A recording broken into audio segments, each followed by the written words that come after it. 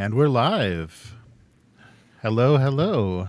Hey, I've got Matt in a window. Oh, and I pointed the Hey. right direction too. Nice. Yes. Unfortunately, Chris is, I don't know, maybe some cosplay, but doing some role play with English students about buying tickets or maybe immigration or things like that. So English lessons needed to be recorded. So yeah, Chris is stuck at work. So Wow. July is probably going to look like that. Yeah, we anticipated it to be difficult, but not impossible. But it's leaning towards impossible. So, but Matt, thank you so much for being around. So I'm not talking to Oh myself. yeah. No problem. Yeah, very good. Hey Miguel. Yeah, hey Miguel, how's it going? Yeah, a little bit before the we started the stream. Yeah, talking about Wizards of the Coast and their bundling in that digital, so you won't be without it. And what are they charging? Like an additional like $10 for the digital version? Yeah. It's a little It, steep, it yeah. and it's not like a PDF that you can just use, Hmm. of course. Yeah, it's like a Which is code to unlock it in their platform, basically. Yeah. I think you could rationalize charging a little more for the PDF even though other game companies don't do that. But to also make it so you only can use it in their Hmm. system is ridiculous. Yeah. Yeah. Do they offer digital only? Are the D and Mm-mm. D books? They're not on Not Kindles not or a P- anything. Wow. Wow. Yeah. no. They let you can get the old versions of stuff. Hmm. Like they have a lot of D&D PDFs on drive through of old material, Hmm. but not the new stuff. No. Wow. Yeah, it's going to be interesting. There's definitely going to be a with Drive Through RPG and Roll20 with their kind of relationship. It's going to be interesting to see how they sabotage and if the DMs Guild even survives. If they just try to port it over to their new platform and just say, sorry, if you want to sell third party, it's not going to be a PDF. It's going to be code that's unlocked in our system. Hmm. That would be brutal. And if you ever leave us, you lose your stuff. Yeah, exactly. Yeah, it goes along. Yeah, or if you stop paying that monthly, yeah, you have no access to it. Yeah. Yeah, I love that. Yeah, so we'll see. I was saying to Matt, it'll be interesting to see the remnants of Wizards' evil plans, probably like the Microsoft former execs' evil plans for how they were going to execute this like digital transition of Dungeons and Dragons of 5e. And we didn't go for the OGL, and we didn't go for them totally eclipsing established platforms, but we're going to see kind of the little bits and pieces left of what they're going to try to sneak past their customers. And I think this bundle is kind of part of that, making it mandatory. Yeah, that you have their digital version. But all right. So what have you been up to, Matt? Anything this week? I'm making a village in Incarnate. Oh, nice. Oh, very cool. Yeah. For our next Nave session. Mm. It's funny because I don't even really technically need to make the village, Hmm. but it's almost like this meditative thought process. Like ideas like are coming in my head while I'm just basically Yeah. doodling in Incarnate. Hmm. Oh, that's good. It's kind of fun. Yeah, yeah. That's a really. I like to keep adding stuff to that platform, and it's really powerful. Like if you watch any of those tutorial videos, kind of the sped up time lapse of people designing things, you Hmm. realize how powerful that tool set is. There's so much you can do with the layers and the different bits and Yeah. pieces they give you. Yeah, they can be kind of infinitely combined to make some really professional looking maps. Yeah, and you can add your own stuff. So I could totally see where like someone with talent like yourself Oh, could make your own artifacts and put them in there. that would be cool. Yeah, it'd be cool to Yeah. do like I did that blue line village map for you for the three Mhm. roads. It'd be fun to do assets like that, kind of a retro, so you could produce like very retro looking That would be cool. game maps. Yeah, just you could tint them different colors and stuff. Yeah, that'd be fun. All right. Well, let's get started. Yeah, so I've got our session of Vaesen tomorrow. So we'll live stream. Yeah. We'll live stream that. We should be wrapping up some Night Sow adventures. We'll see how that goes. And yeah, let us know. Let us know in the comments, either for those live streams or here, if you've been watching those and if they're watchable at all. Because basically, they're just a raw feed of what we're doing on the virtual tabletop. And I think as people notice, it's not as beautiful and edited as what we release on the channel. It's just a lot of dead air, and I don't even keep the maps or anything really up to date. So I think people, especially for the Bladerunner, they actually thought, because maybe many people just do record their virtual tabletop, they thought that's how perfect the sessions ran. Is we never made any mistakes, and the characters, like the NPCs, fade in, and there's animation. That's all post production. But it's a nice fantasy to have. Yeah. Yeah. Well, I think there's a potential to get closer to that with like the alchemy interface. Yeah, that's true. But when it's live, you're always it's never gonna be. Yeah, that's true. But I think that'll be a nice balance. Like people that can tolerate just the raw live stream, can have that, and they can hear everything, and then we can give a more digested, more listenable, more story only or story focused version of the session. So it's fun. Like Dragon Maid Part 2. Yes. Yeah. Oh, that's yeah. That's right. That's right. That's sitting at 50% complete right now. Oh my God. Oh, speaking of 50% complete, last night I just posted chapter 10 for Frenzy, the Mutant Chronicles novel. So we're gonna take a break over the weekend. So chapter 11 will go out on Monday. But so the first half of the book is done, and it took a long time. I mean, it's really fun to the background for the setting and the characters and everything. But those books take their time, getting interesting. It was chapter 8 before anything was getting too exciting. It was a lot of slow burn. Yeah, a lot of conference rooms and a lot of it's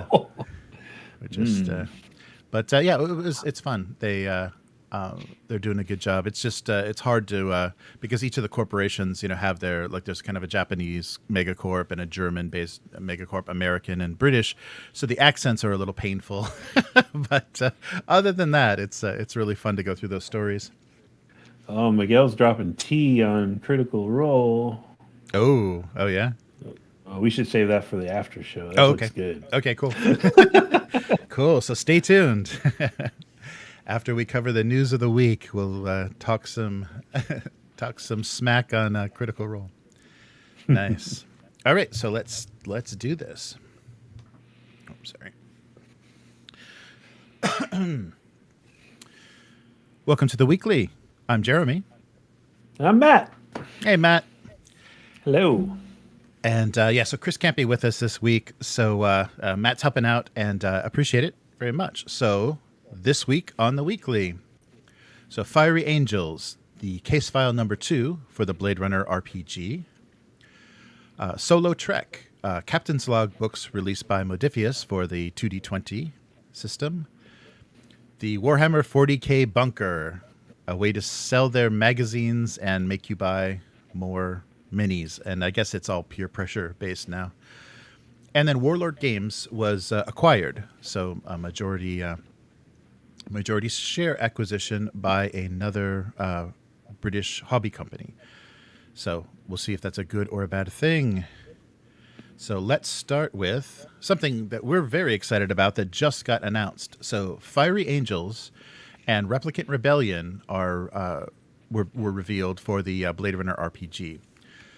So, all right. Yeah, so people have been asking, when's the next case file? When's the next case file? And there were threads that we could have tied up with what we did for our first actual play, but I was really afraid of stepping on the toes of what they were going to do next. So if we did something in our totally improvised session that closed some doors to their whole second case file, that would have been brutal. So I'm glad we waited. And they're getting it up in a pretty timely manner. That's it's pretty fast. Compared to how much development must go into that. So what is Fiery Angels? So Fiery Angels is going to be a deluxe case file module, similar to what came in the Bladerunner starter set with the Electric Dreams case file 1. And then the Replicant Rebellion will be a source book, so just a hardcover book. So early access and pre-order will be available on the Free League website Q3 of this year, so in the next couple of months, with a Q4 release. So the end of the year physical release, but pre-orders will be happening sooner. And the Replicant Rebellion sourcebook is slated for 2024. So we don't have details on that, but that'll be a fun addition to kind of what's going on, especially in that time period, because it's the very beginning of the Replicant Rebellion. So fun stuff. Early days. All right. Yeah. So they say about this case file number 2, so it's the same deluxe format as we had with Electric Dreams, and that means we're going to get a ton of in-world handouts and photos and maps, plus the investigative scenario for the case. And in this second case file, we'll be trying to infiltrate we'll be starting with a suspect that was arrested. Well, he was trying to infiltrate the Wallace Corporation memory vaults. So that's going to lead us to explore the boundaries of replicant technology and its consequences. So I think we were already doing that in case file 1, but even more so this time. So we're going to go deeper into the memory game. In the more Wallace goons already. I can sense it. Yes, black spinners aplenty. Yes. So they're also saying that this will work as a standalone adventure. So if you haven't played case file number 1, you can just start with this one. But if you have, there will be some continuation of story elements from that first narrative. So I like that idea, and they're talking about this being like a trilogy, similar to what they did with Alien, of 3 case files that have connective tissue. So that's good. So inside the box, so it'll be a box set. You'll get a scenario book with the locations, the scenario and characters, events, and all that good stuff.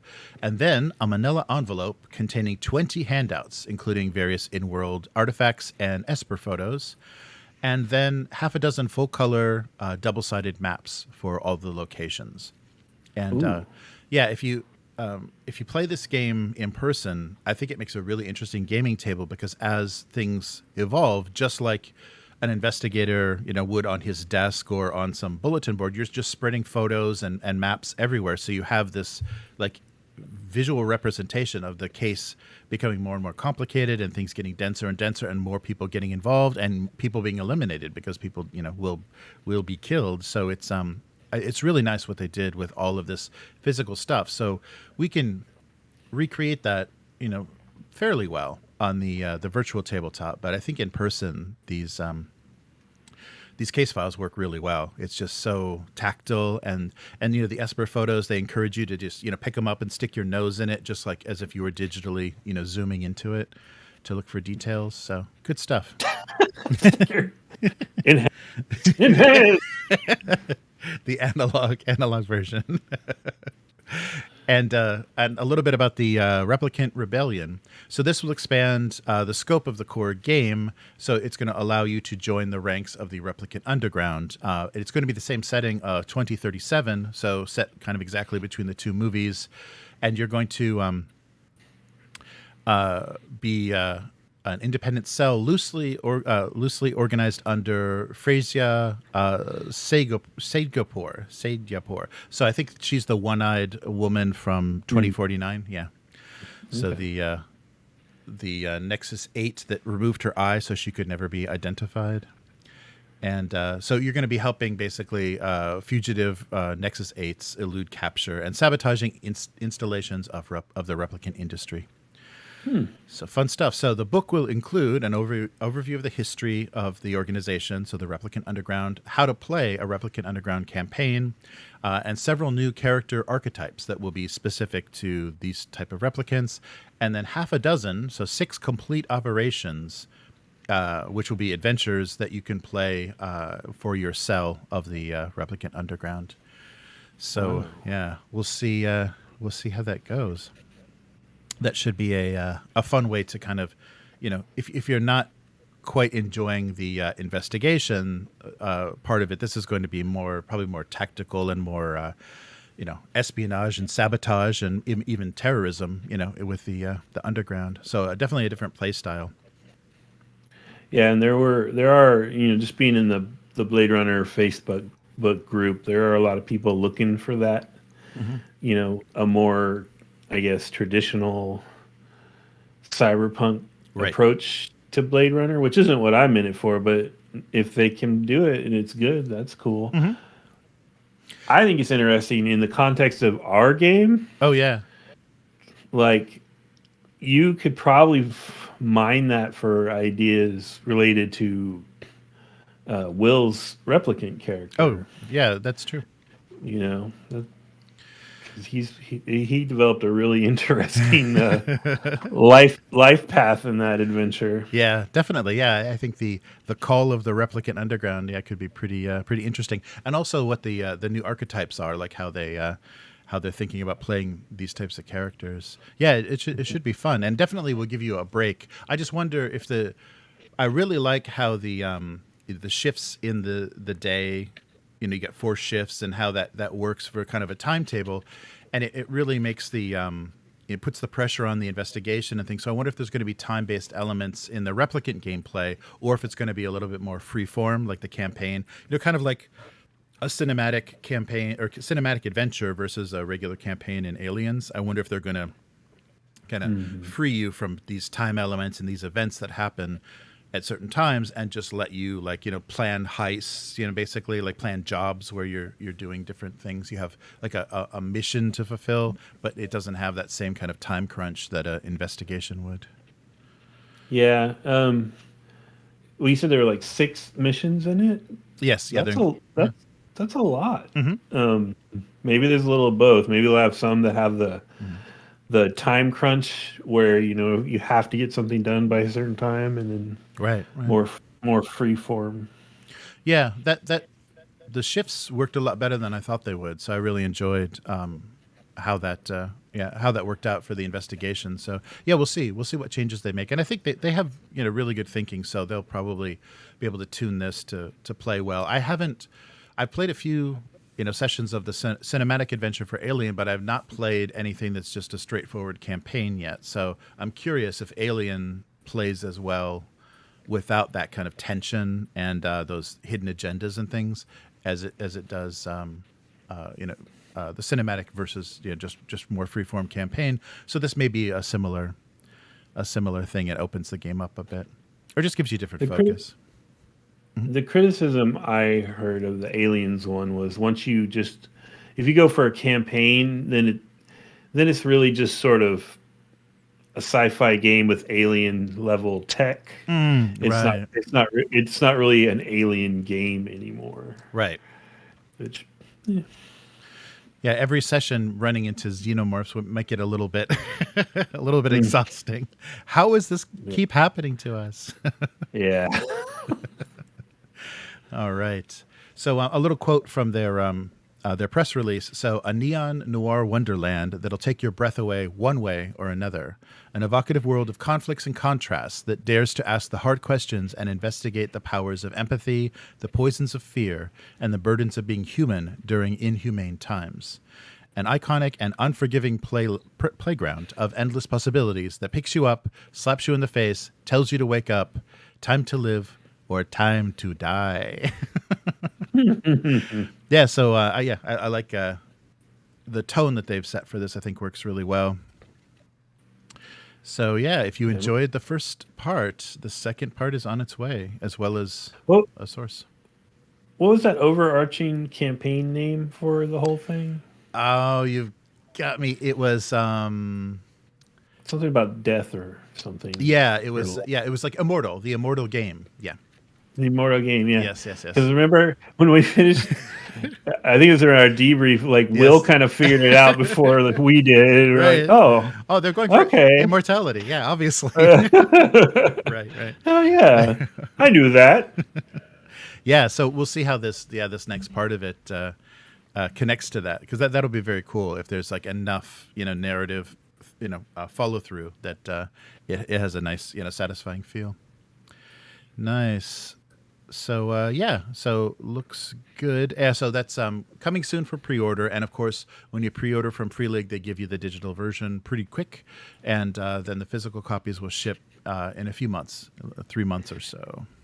And they even let you keep the digital version. Whoa! And you don't have to use it on their platform. Oh my god, that's No, you amazing! don't. Wow. Yeah, Free League, that walled garden thing. I don't know. You're gonna have to get in on that. All right. Well, so Blade Runner is a very interesting way to play, nice investigation, and now another interesting way to play a game that's been out for a while already. So the Star Trek Adventures 2D20 system is going to have a new edition, what they're calling Captain's Log solo roleplay games. So available for pre-order from Modifius right now are a series of books. I think I saw multiple covers. It may just be multiple covers. It may be the same book, but their take on doing solo adventures with Star Trek stories. So take the con in your own Star Trek stories as we open pre-orders for the Captain's Log solo role-playing game. So launching the solo role-playing game Frontier, where you can become the captain of your own starship. So this will be a 326-page full-color standalone digest-size rulebook. So kind of a half-size rulebook with complete streamlined version of the 2D20 system for Star Trek Adventures.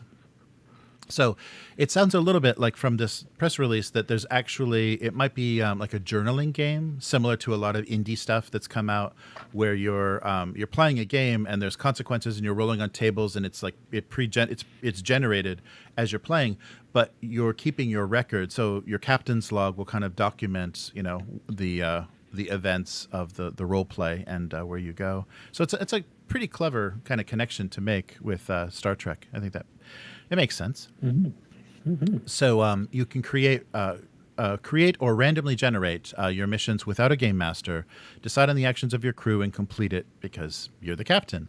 But the game also will allow captains to play cooperatively with friends as their senior staff. So it's built for solo, but you can include other players that will just play the various officers on your ship. So yeah, it doesn't limit you to what you're doing. So there are 100 plus random tables in the book, which will give you countless hours of adventure. And the nice thing that they do as well is you can play in any era of Star Trek. So they give you guidelines, to talk about in the history, like who's made contact with who and what's available for you. So the core book has that kind of explanation of the eras of play, but this won't. The solo version won't limit you to playing any specific era, which I think is a very good move on their part. Yeah. As long as you don't play the lower decks version of Star Trek. What's the one they just took off their streaming site? The one that was kind of like for kids. Yes, yeah, I forget. Yeah, that one is gone now too, right? But they actually Modifius released a source book for lower decks, so they did. They did Discovery and one of the other shows, and they also did lower decks. So if you want to play a cheesy animated version of Star Trek that kind of looks like, I don't know, Rick and Morty or Family Guy or something. Yeah, I don't know. That's a very odd. So yeah, you can play anywhere between the 21st and 32nd century and choose from. It's just unique covers. Yeah, so they do a selection of cover designs featuring comm badges for each series. Yeah, so I guess that's what the different covers were. The different covers are just decorative, and it kind of matches an era. So the comm badge design of different eras. So I wonder what's going to sell out. Probably Next Generation will be the cover to sell out. Do they have the one that has the little kind of swirly one like on Strange New Worlds? Oh, I wonder. Yeah, I didn't see all of them. I'll have to take a closer look. Maybe they do because they want to get everything in there. But yeah, that'd be the one I want. Nice. Nice. So yeah, you can pre-order copies now from the Modifius website, and you'll receive the PDF copy right away, and then the print editions will be available this August. Wow, it's funny how that works, where you buy a book and it's the price of a book, and you get a free PDF because you paid full price on the site of the company instead of and the PDF is actually a portable thing. Yeah. It's almost like they had to make a PDF anyway, so they gave it to you. Right. Wow. And the PDF is already done because it doesn't need printed. Yeah, right. Yeah, That's so cool.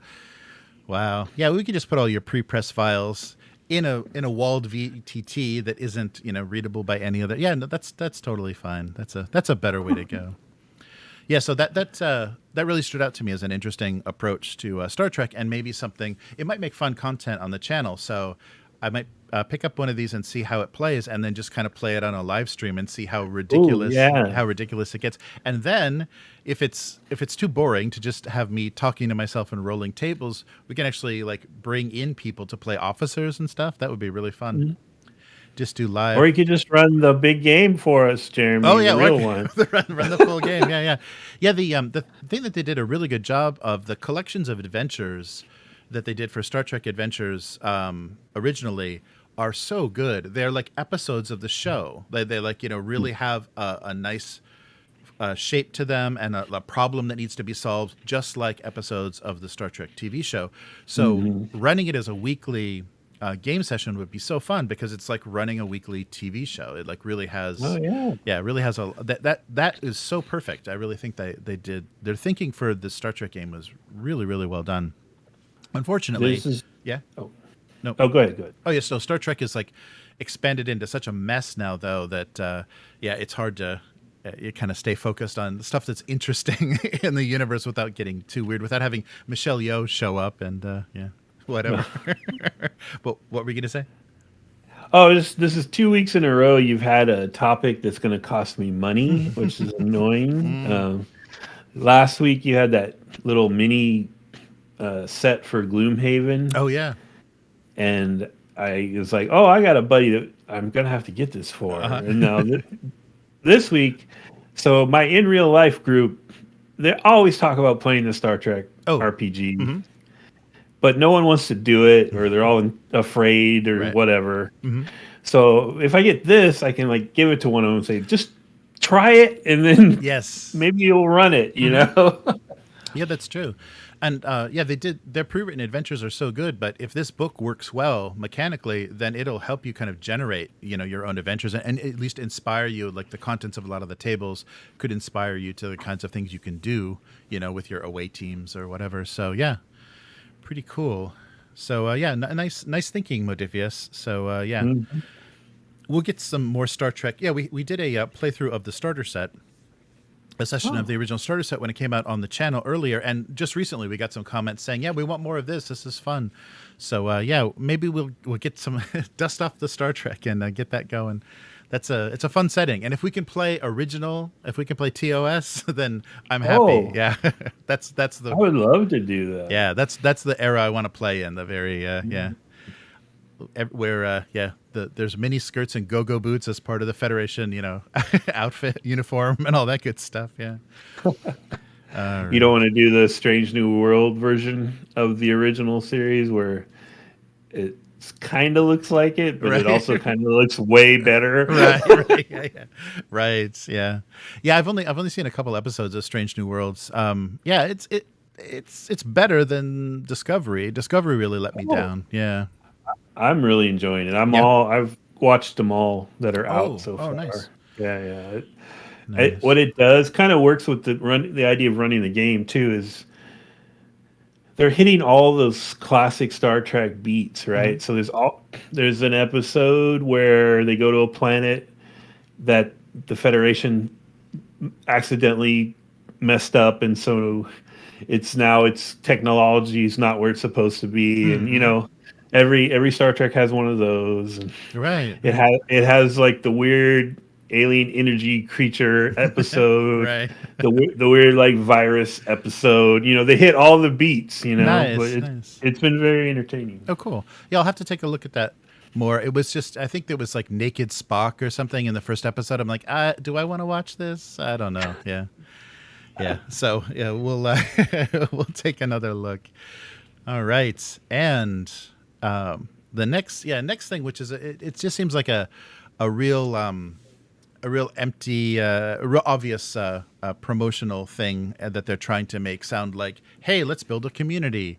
But if you pick up the issue 490 of White Dwarf coming out, I think next month, you'll be involved in some scheme of Games Workshop called The Bunker.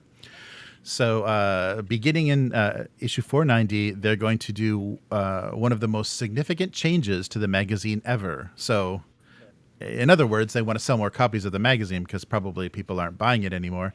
And you'll get a chance to enter the bunker. So, what they're calling the bunker is the world's largest gaming club.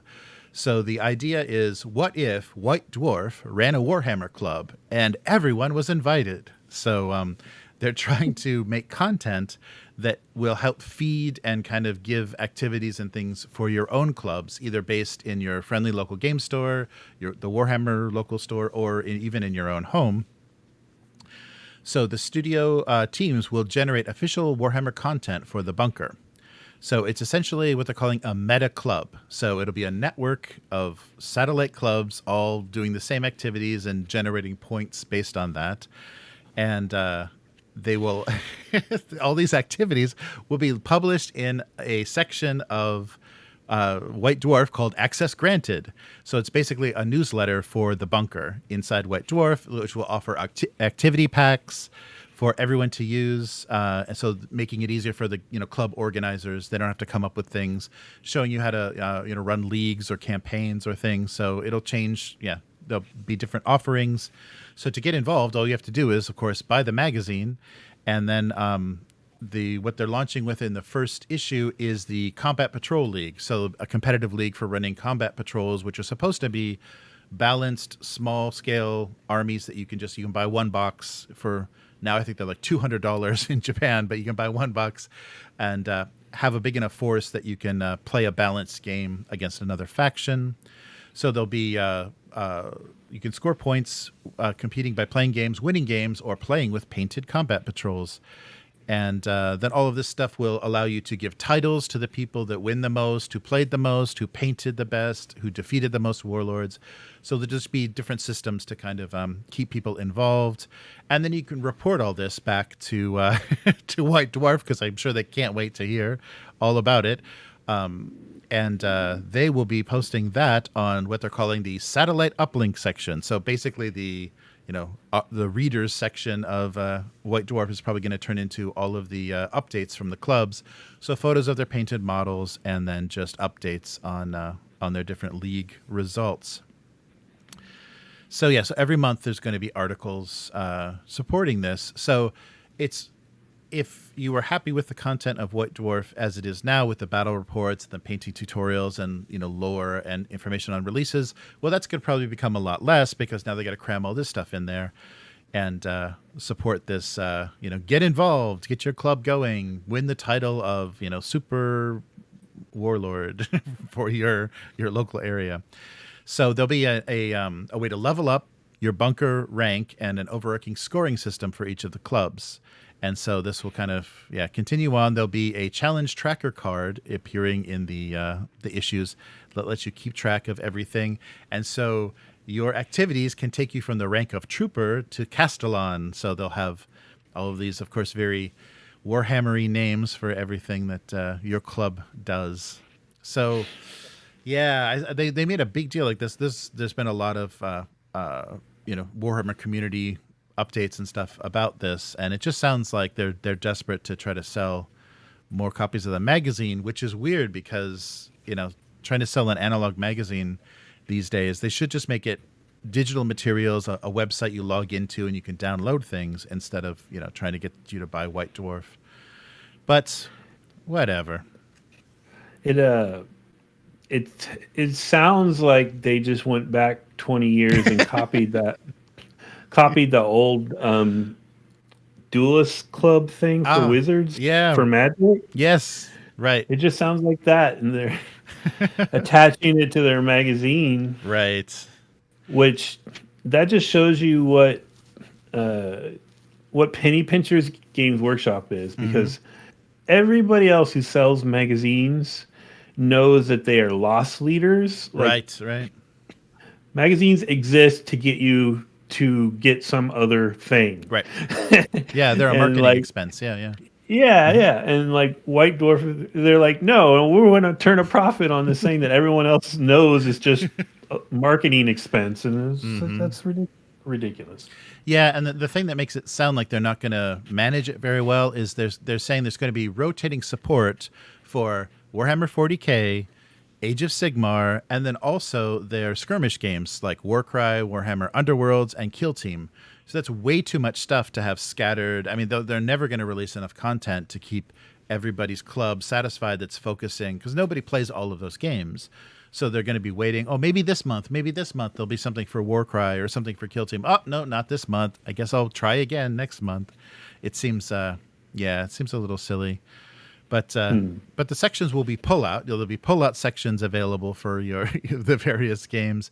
So, the White Dwarf has, decent production values and stuff. So they do produce stuff that is, very usable. Oh, and the other funny thing that they said in this release was every issue will have a game state puzzle for you to solve. So there'll be like some diagram of, where would you move your Necron immortals in this, if this was your round 3, what would you do? So there'd be yeah. That is exactly what WotC used to do in their magazine. Oh, no. Exactly. They would have a puzzle, and you'd have to figure out how to use, like, so many magic cards to solve the puzzle. They did it every issue. Oh, my God. Yeah. Well, obviously, they didn't maintain their copyright on that on that system because Games Workshop just stole it. That's weird, yeah. Yeah, it is a very outdated way to do anything. I mean, if they wanted to do something like this, you build a website and you make it a free website that's just going to promote, just going to encourage people to put peer pressure on their friends to play and paint and buy new stuff to rank your club. And you just have it be this online thing. I think putting it in a magazine and, having page count and having to plan all this stuff out months in advance to then, roll out to publishers and get magazines in people's hands seems like a real slow, old school way to do things. Yeah. And this is going back to TSR screw ups. Remember from Slaying the Dragon and Game Wizards when they talked about TSR tried to do a comic book, but to get around being in trouble with DC, they added a module in every comic book. Yes, that's right. And called it like something other than a comic book. I don't remember what they called it. But nobody wanted to buy it because they would have to tear things out of it, and people that buy comic books don't do that. Right.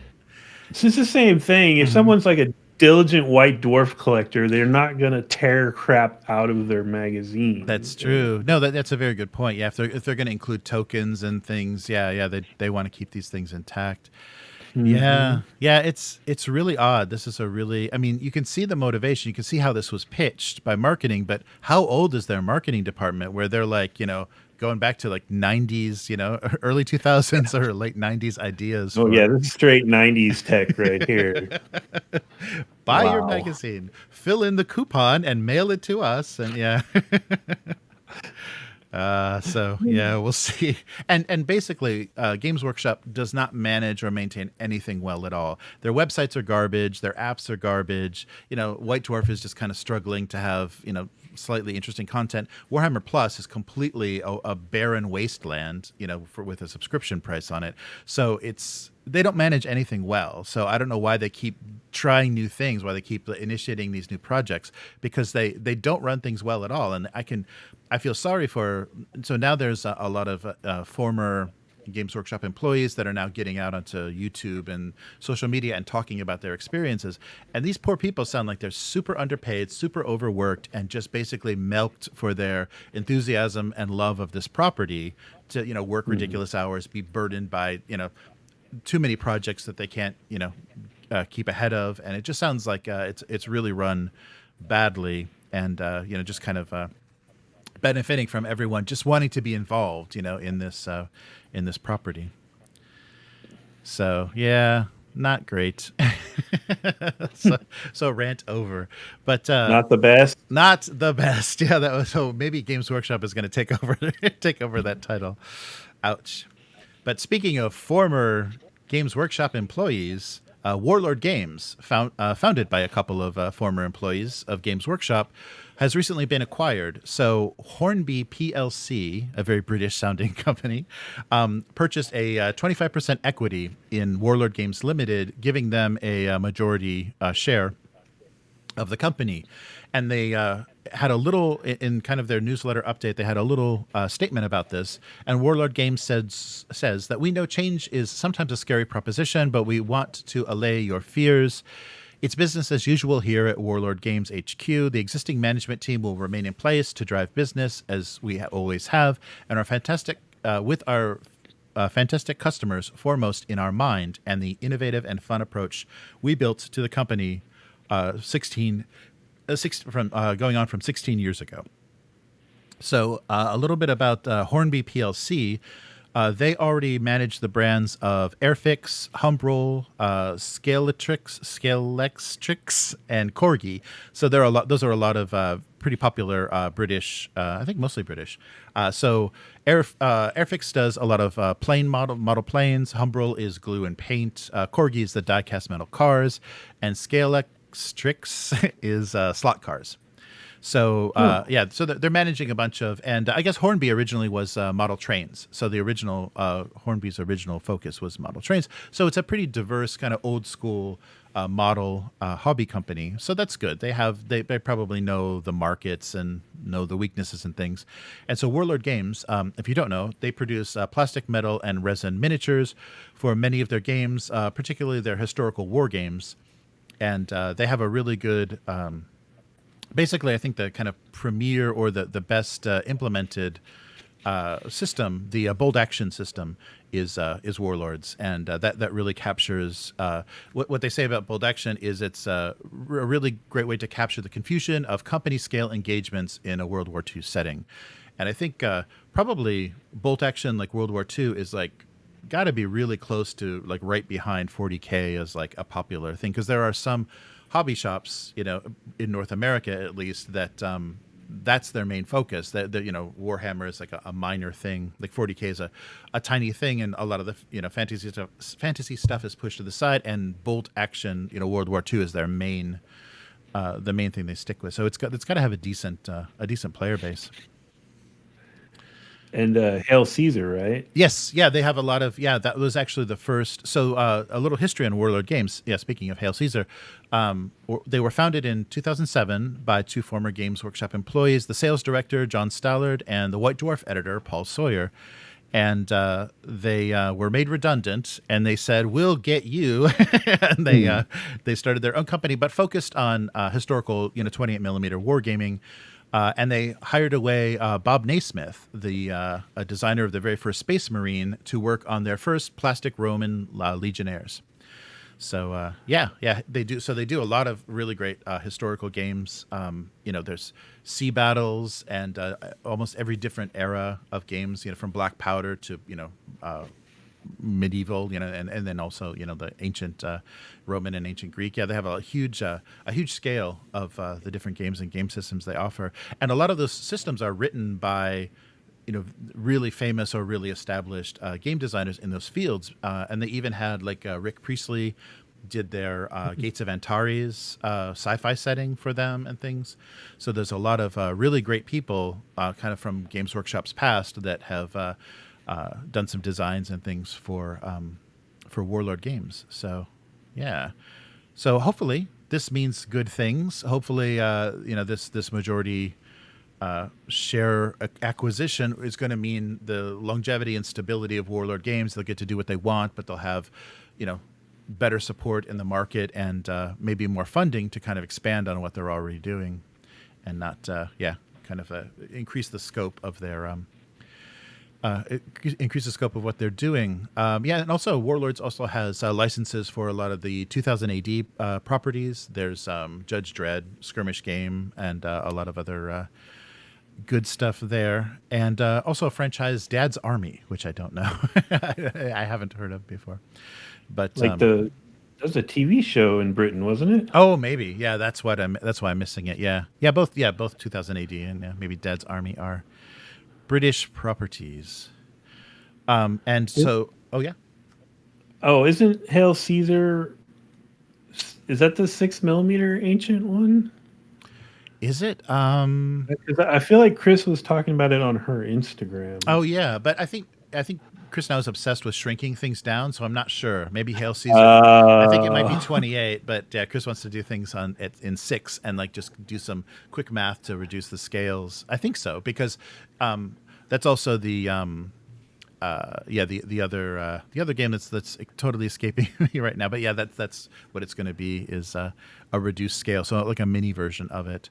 But I think they do. I'm not sure now. I'm trying to think because I don't know if Warlord does any like Civil War era stuff or anything or Revolutionary War, but I know there's a lot of like 6 millimeter or at least 10 millimeter.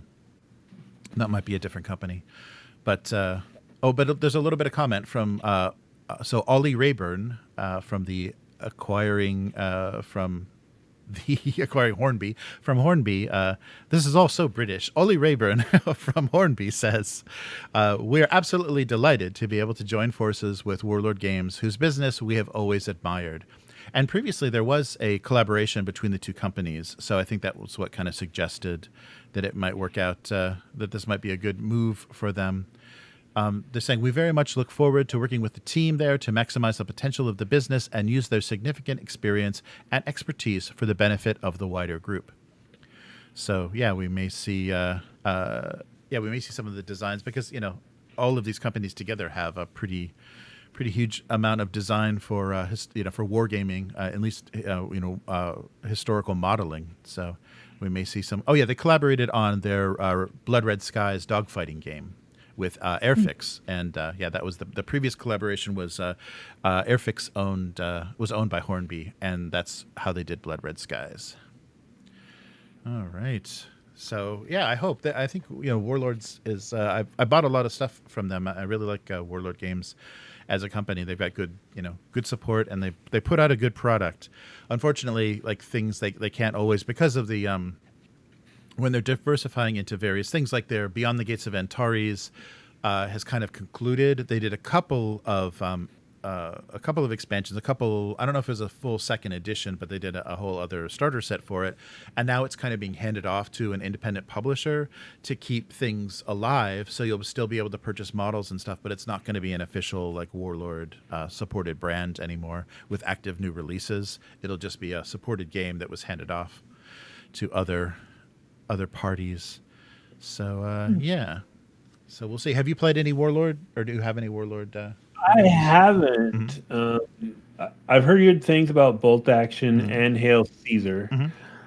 It's kind of funny you talked about some stores in North America. There's actually this little coastal town over here called Cambria that my wife and I like to go to. That it has like a model soldier store, a toy soldier store. And they sell a lot of stuff for Bolt Action. And I've always looked at it and thought it looked cool, but I went down there one time and they had an actual like Kubelwagen, the German officer car, parked out front. Oh wow! Oh yeah, with the freaking Iron Cross painted on the side of it.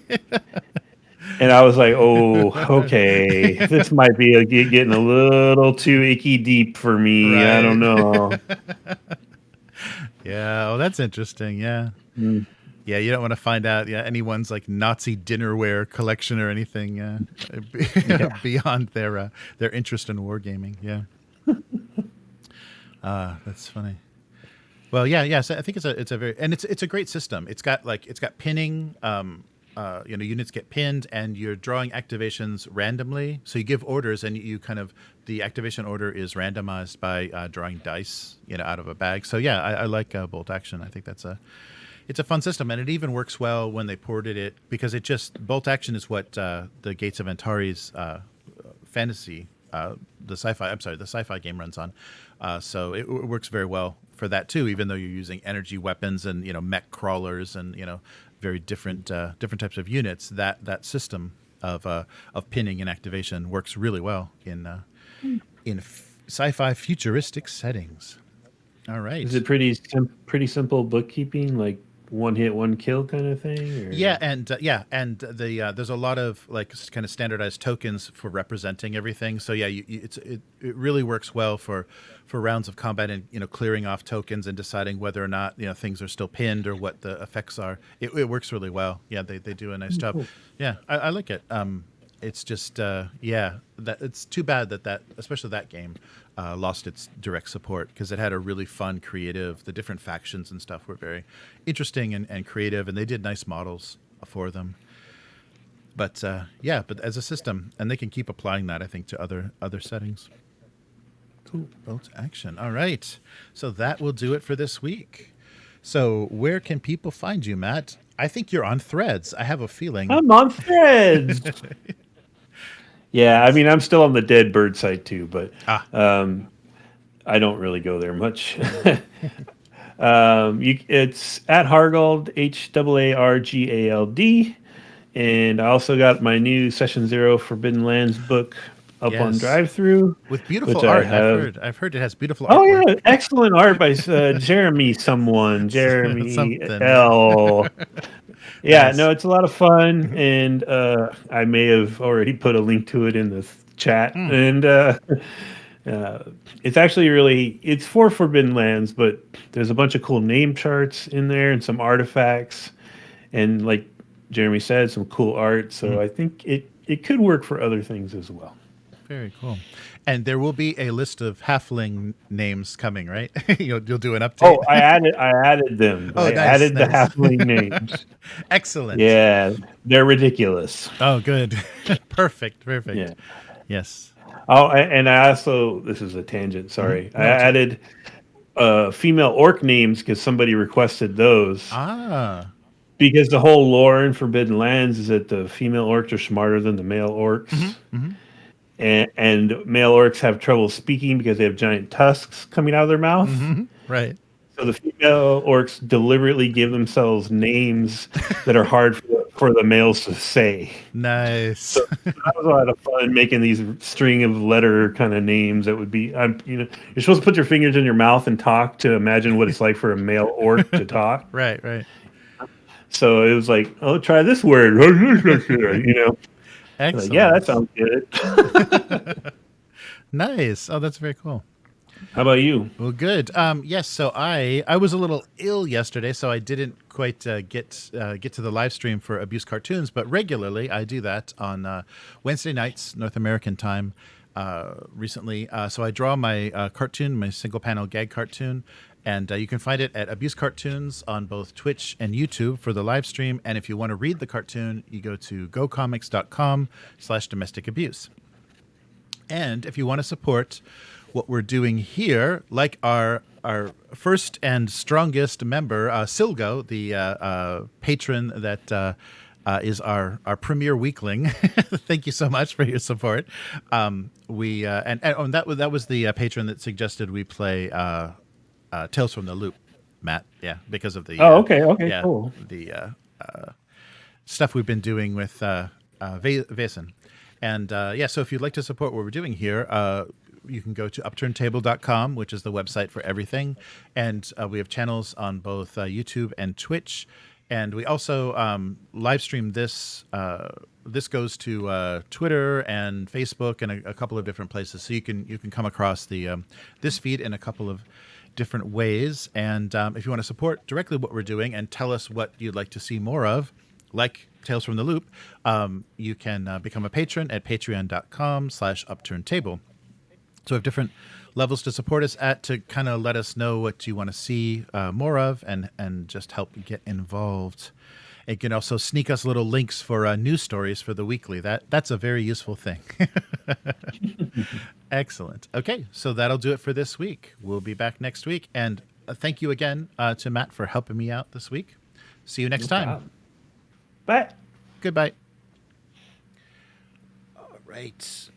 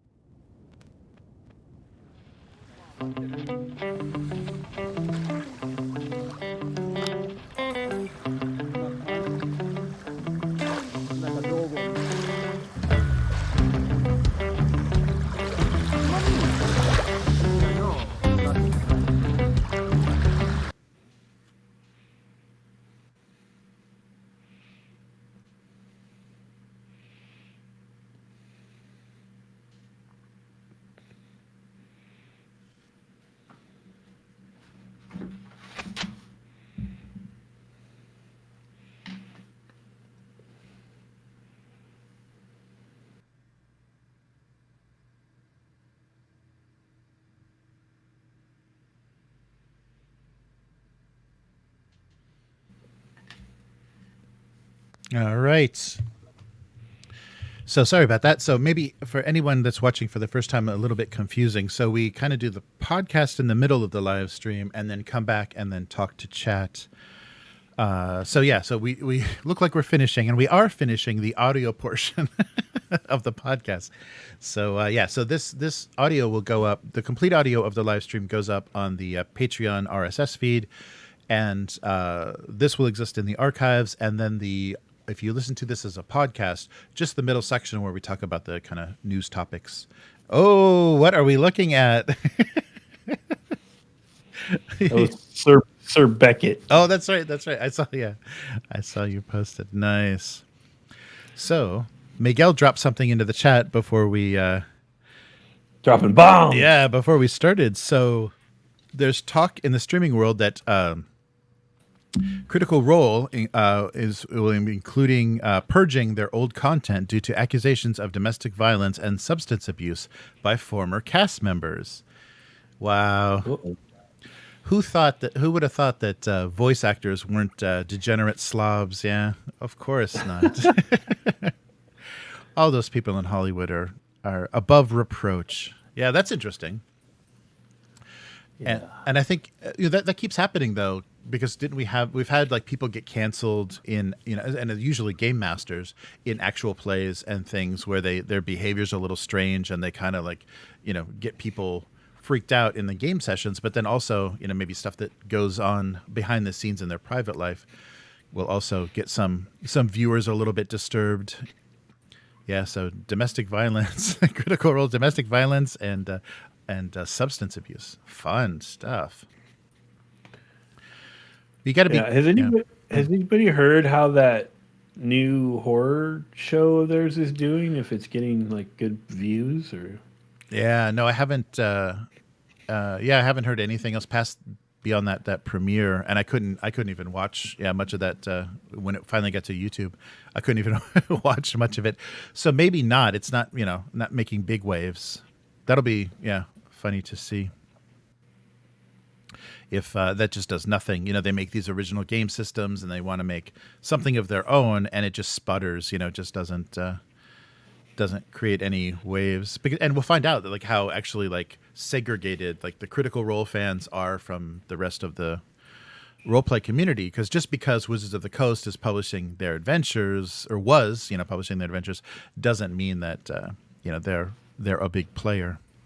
They just get lots of eyeballs. Yeah, and it wasn't. I don't know. It just wasn't very engaging for me. Mm-hmm. I wasn't super it didn't grab my interest. I don't know. Yeah, and their production values are so high, they can't. Yeah, they are. They can't really fail too many times because they have to make costumes. You create these characters, and then someone draws a sketch of them, and then someone has to make the costume. I'm sure there's like so much overhead involved in just doing these actual plays that I don't know. Yeah.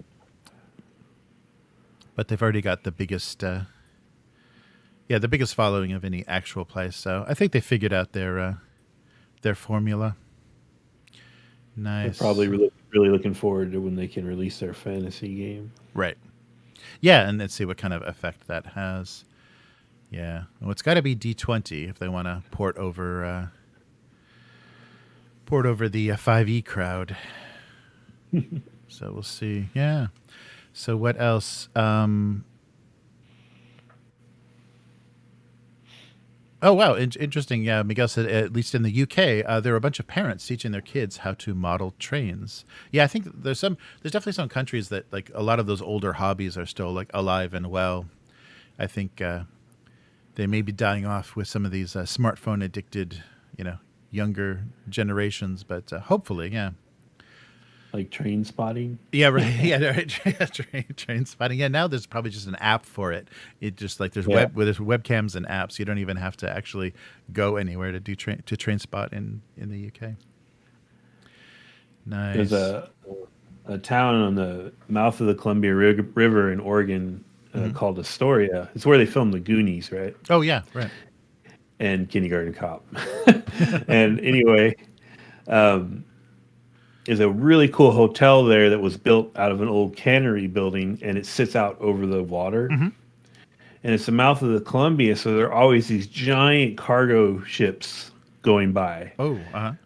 So you can kind of just sit on your little balcony and watch these huge ships go by, Mm-hmm. And there's an app you can use to track the ship and see what ship it is, where it came from, where it's headed, what it's carrying. It's really cool. Wow. Yeah, that's nice. Yeah, when technology actually has a nice real world function. Yeah, I'm sure for things like, whale watching and stuff, that's probably changed a lot because I'm sure there are apps and GPS and all that kind of stuff that people can report sightings and a lot of stuff that was maybe much more for the tagged whales too. Oh yeah, yeah. Yeah, that would be crazy to watch the migration patterns and stuff. Yeah, it's really, it's funny. Speaking of which, did you see on the guy who was on Twitter who tracked Elon's plane? That he got banned from Twitter and Elon was going to sue him and all this other crap. Well, he's on Threads now tracking Elon's plane. It's hilarious. Nice. Yeah. So how does, I know it hasn't been very long, but how's the RPG community shaping up on Threads? Does it seem to be, are people kind of coalescing? Yeah. Yeah, it's good. It's, well, it's like the real world. It's a ton of D&D players. Mm-hmm. And then, the indie folks fighting for their room. Yeah, right. But everyone's cool. No, I haven't seen any, flame wars or, weird posts or anything. Mm-hmm. Everyone's kind of, everyone's trying to gel and build a community. So it's been pretty cool. That's cool. And hopefully they're going to develop, more tools and things to actually make, Threads more functional so we can, stream to it and, do different things like, polls and stuff. Those are always like Twitter polls are fun. So we can, be more interactive with stuff like that. Yeah. And they gotta get either hashtags or something like hashtags going so people can look at specific topics. Right. And they gotta get, allow you to filter to your followers or your people you're following, because right now it's all algorithmic, right? Yeah. So, what you have to do right now is you just have to aggressively block. Yeah. If this looks like something I have no interest in, I have to block it. It doesn't even have to be offensive. It's just like bird watching. No, block. I gotta clean up my feed. Right. Yeah, that's not good. And I think that's a problem with this being a meta platform is that they love their algorithm and they love you not having access to your followers. I think that's the thing that kind of soured me on Facebook as a platform. It's just like they want you to pay to have access to the people that chose to follow you. That's just nonsense. It's funny because they'll show you on Facebook. I've noticed when a story expires, if you post something to their stories, if it expires, it'll show you how many people viewed it, and it's like, okay, I've got hundreds of friends on Facebook, and this is saying that 9 people looked at my story. Right. So, should I take that personally? No, I think you're just not showing it to everybody, you bastard. Yeah. I'm sure that's the way because they promote that so often. It's like, would you like to boost this post? It's like that's Yeah. So hopefully Threads won't fall into that, or they'll realize that they need to do something different, for that Oh, Abyss platform. has breaking news on the Critical Role thing. Oh, yeah, yeah. Oh, just Googled it. They got lucky. It was a no-name dude who did the side stuff, who did side stuff like Deadwood way back, and not any longer their major stuff. Oh, that's good. Yeah, yeah, that's so funny. They're gonna they're gonna have to be policing the people appearing on that show. There'll be this purity test. Have you done an opiate in the last 30 days? Have you attacked your spouse? Would we, if we did a criminal background check, would you be clean? Yeah. That's amazing. Well, you want to make the big bucks, you got to start acting like a business. Right? Yeah, right. No, that's true. Yeah, they're going to have to deal with that. That's crazy. Oh, Miguel was saying Warlord Games is going to collaborate with Mantic to do the spaceships for their new version of Firefight. Oh, that's cool. Yeah, because they're already used to doing like larger scale stuff. That's cool. Yeah, I still can't believe that Mantic is releasing a new edition of Firefight under the shadow of 10th edition. I guess though, when you see the prices, Games Workshop prices, that's the time you would look for alternatives. And if there is a new edition of Firefight and they're pushing that, I guess the timing does kind of make sense. If what they're trying to do is get the crumbs off of the table of Games Workshop, that would be the way to do it. But yeah, it still feels like you're wasting a lot of marketing effort by trying to say over here, hey guys, don't forget about us. Does Mantic have like a zine called Crimson Gnome or something? Or? They should. Yeah, they should. Yeah, they've kind of done these half-assed things to, capitalize on Games Workshop's mistakes, but they've never followed through with them enough that I think they've benefited much. Like when Games Workshop killed the old world in their Warhammer Fantasy, Mantic instantly released stat lines and army lists for every fantasy army from Warhammer. And I forget the book was called like Unknown Realms or something. They released this book that was just like, now if you want to play your Tomb Kings and your dwarves and everything who are all dead and gone in Warhammer Fantasy, play them in Kings of War. And, yeah, but that's good. Yeah, I thought that was a brilliant move, and if they would have pushed that, people would have just been like, "Yeah, this system is great. I'll just play this," because there literally was no rank and file game being made by Games Workshop at that time. So of course, if you wanted to still do that, you had all your movement trays and everything. Try the Kings of War, system. But yeah, it didn't seem like they went after that. They pushed that as strong as they could. Because what happened to the days, like the Game Wizards talked a little bit about that. The antagonistic ways that at conventions companies used to advertise against each other. These guys are clowns. Look at what we're doing, or we're coming back to destroy them. They had more fun with their marketing. Yeah, it was the one I remember is talking about. I think is it Gen Con or Origins? TSR built a giant castle. Mm-hmm.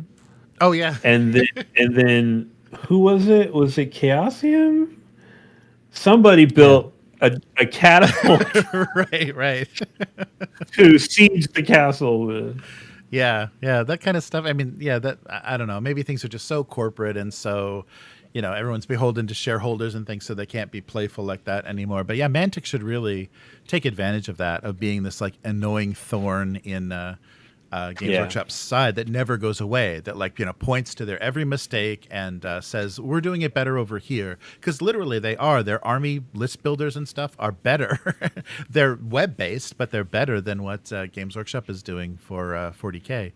So yeah, it's just, I think... yeah, it's funny. I just wish they could, and maybe it's just it's a financial thing, like they don't have the means to like really spend that time promoting stuff and harassing them. Yeah.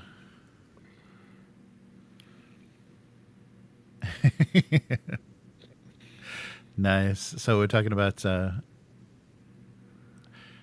Yeah, so it's not really a new edition. Oh, they repackaged Firefight 2nd edition with faction. Oh, okay. So they didn't roll out a new package. They're just kind of promoting it with new faction packs as a. Oh, they did a new starter then for second edition. For this is Firefight for Mantic's Firefight. All right. Yeah, that's right. Abyss says, "Yeah, do you think Games Workshop is willing to share? They, we'll be lucky they don't raise their prices just to punish us for looking at another company's stuff." Yeah, exactly. It's like, oh, you thought you'd play another system? Well, here's another price increase. Exactly. Oh, Abyss, you're messing with Miguel's brain. Don't do that. Yeah, that's right. Talking about GW making a mech game to mess with BattleTech. Oh, that would be brutal. Yeah, that would be really brutal. Yeah, did you see they're bringing back? I think they're keeping it in the Horse Heresy era, but they're bringing back Epic, the small, oh yeah, the 6mm. I can't even imagine those prices though. That's going to be hysterical. Like how much they're going to ask for, like a tiny little, little chunk of resin that has, little tiny Space Marines on it, and it's going to be like, oh, that's 30 pounds, right? You can get one of those. The whole, oh, you wanted to save money by going to 6mm? It's the same price, basically, yeah. So, but there's so much with 3D printing. There's so much, 6mm stuff out there. You can easily proxy everything that they're going to do. Oh, yeah. So if you just have the rule set, you could easily play Epic already because it's already out there. Yes. Did you see the 6mm? Chris posted on her Instagram the 6mm blister pack she got. Yeah. It was like 60 things crammed into a little blister pack. Yeah, and all bent and jacked up. Right. That's a shame, because that's the I think that's the company that My Mini Factory collaborated with in the UK that is doing the printer. They're basically the printer for people that are offering digital, STL files for 3D printing. They're doing the printing version of it. If you don't have your own printer, they'll output that stuff for you. And so, they're talking about that collaboration. So it sucks that their quality control isn't great, because especially if they're not using like the really hard, like ABS type resin, then tiny 6mm stuff is going to be pretty brittle, and you're going to lose, especially when you pack them like that, you're going to lose a lot of, spear tips and any kind of tiny protrusions, because cheaper resin is pretty brittle when it's so that sucks that their quality control isn't great, because that's the thing that some of the other companies that do that, they go above and beyond to make sure that the miniatures they produce are very durable. They're very you can bend them, and things aren't gonna break off of them. So and it just, I guess if you're printing a huge range of stuff, you can't check everything as thoroughly. But that blister pack was kind of a if that was just all casualties for those little miniatures were just meant to be casualties, then that would work. But if you actually wanted to execute those, I think she said that so they're going to send a replacement pack, and between the first order and the replacement pack, there may be a whole set of complete intact 6mm miniatures that were originally ordered. So wow, yeah, that's not great. I was worried about something like that being the case, that real world, to kind of get this stuff out, you're not going to get the same kind of quality. Like a company like Warlord Games they can't send you broken stuff and ever expect you to buy from them again. So when you get their model kits, they've been quality checked, and they're all intact. So those are going to be growing pains maybe of the 3D printing era. Yeah, I don't know. I don't know if Imperial Knights are compelling enough to take people away from BattleTech. I think that the era and the lore of BattleTech is kind of its own thing that can't. That I don't know, the Adeptus Titanicus kind of thing. It's not. That's never been very compelling for me. I don't. Aren't they less dynamic too? Like they're more plotting. Like BattleTech has a lot of tactical movement and changing in elevations and stuff. I don't remember that from the Adeptus Titanicus. So. We'll see. They do have smaller, and especially more recently, they've released like smaller, like agile little mechs to play on a smaller scale, and maybe people that can't afford the giant the giant titans. But yeah, I don't know. I don't know if that'll scratch the same itch, but I'm sure they'll try. They try everything. Yeah, there was speaking of Games Workshop, I didn't include this, but there was an interesting interview on one of the former Warhammer or Games Workshop employees YouTube channels, talking to another former employee about how Games Workshop almost went bankrupt, like 2014, 2015, right around the time that they killed the old world. They had a huge debt, and basically, I think contrast paint. I think they said their development of contrast paints was what saved the company because that was really profitable for them. But they were really not doing well, and the employee was he had access to a lot of the how their purchasing and manufacturing and everything worked. He saw a lot of the numbers, and so he said that it's just ridiculous when you think about the scale and the kind of upfront costs and things that they have to deal with for what they do. It is possible that at any time there's just this tipping point that can really just damage them financially. Because I think back in like earlier 2000 when they did Dreadfleet, their little ship combat, their fantasy ship combat game, I think they said that almost killed the company as well, because they produced it in limited quantities at first and it sold out right away, and so there seemed to be a big demand for it. So then they went back into production and produced way too many copies of that game, and then they were stuck with them, and they couldn't recoup those costs. So simple mistakes like that, and maybe that's why they seem to be not being very customer first recently. A lot of their the Cursed City and some of those projects that totally tanked was just because they were trying to prevent any sort of like insane financial damage. So they're putting the company and of course the shareholders before the customers. So a lot of the stuff they do looks so abusive and so tone deaf, but it's just because they're just trying to keep the company afloat. They're just trying to keep those profits up and not tank everything again. But yeah, that was crazy. Nice.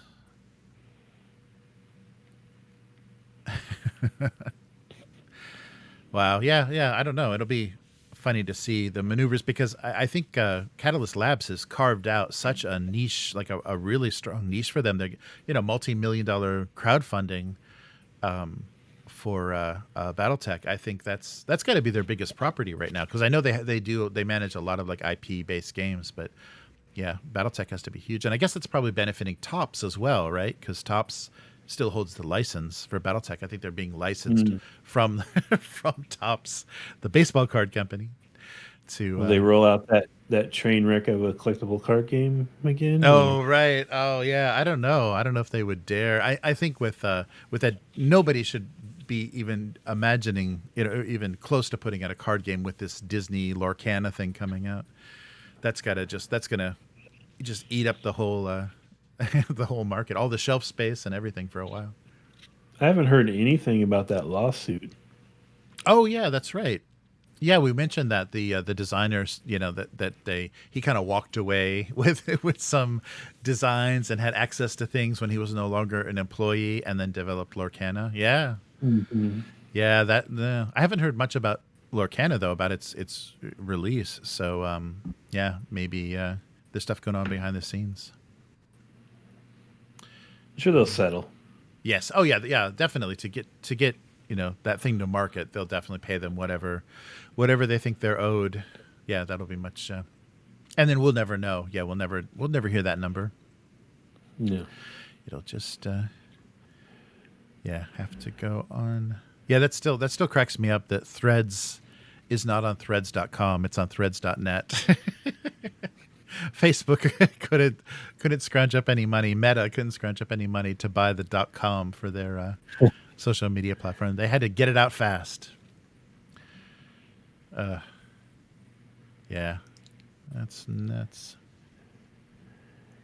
Yeah, there's some great memes about Elon complaining about them stealing his tech, and then people pointing out that he made it all open source to look like a cool guy, Right, and right. so it's kind of his own. It's his own damn fault, you know. Yeah, definitely. Oh, nice. Oh, Abyss is saying you will play Gloomhaven. They're everywhere, and even on your screen right now. Oh, that's right. Yes, Gloomhaven is right here. Yes. Oh, is it back there? Yeah, that's true. Yes. Ah, nice. Yeah, right now, right in the middle of it. Yeah, I'd like to. That would be a fun. I think that would be fun. Like if you could find. I don't think the group of like people that I play board games or role play with in Japan. I don't think everyone would like Gloomhaven. I think there'd be some people that would grudgingly play it. So that would be the only problem. Yeah, that I could see. But that'd be fun to run a regular night of that because there's lots of content. Yeah, that's funny. Yeah, I'm getting less and less inspired by when I'm hearing about the Gloomhaven, or I guess encouraged by the Gloomhaven RPG. Some of the notes and details, like talking about, because in Gloomhaven, the board game, you retire characters once they get to a certain point. Like they have a couple of kind of conditions that they meet, and once they meet those conditions or one of those conditions, then their character retires.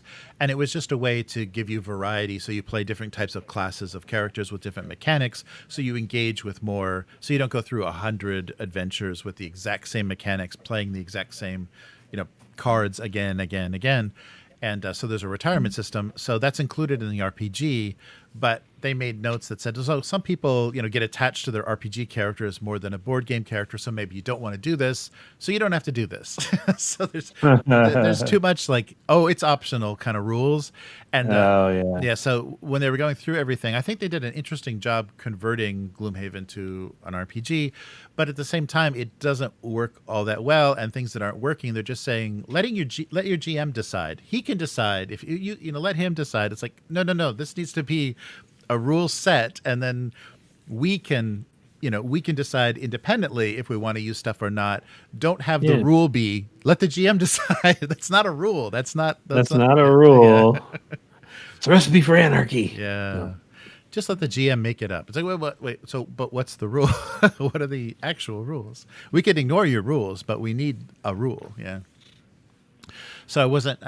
Some of those updates weren't very encouraging. So I might just sit back and let the Grand Festival pass me by. I'll wave from a distance. But yeah, I don't know how engaged. It seems so promising though, because you can use the tiles. You got the miniatures. You got the tiles. You got the cards. But no, we can do that with Conan. Just wait for Conan. Oh yeah, that's right. Yes, the monolith Conan. When that hits, then we'll be all set. Yeah, we got miniatures, crazy amounts of miniatures. Do you know about maybe Miguel and Abyss too?